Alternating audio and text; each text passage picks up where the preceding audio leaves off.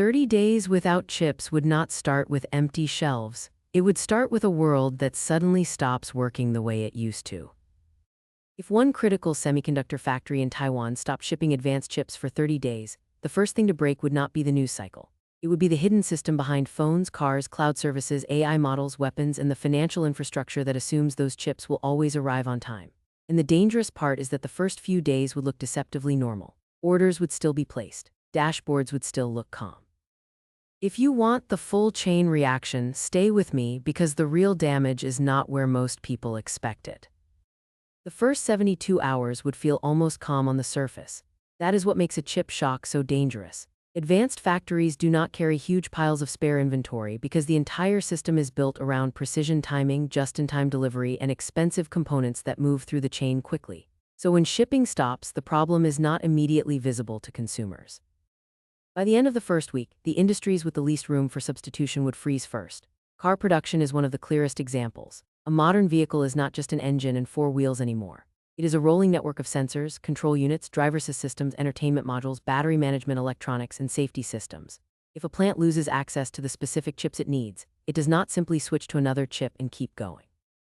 This is where the story turns from a supply problem into a power problem, and the next part is where the winners and losers start to separate. Once the shortage lasts long enough, the real battle is no longer about manufacturing. It is about allocation. Who gets the remaining chips, who waits, and who is considered critical enough to be protected? That is when governments get involved. National security buyers will argue that defense systems, communications infrastructure, and emergency networks must come first.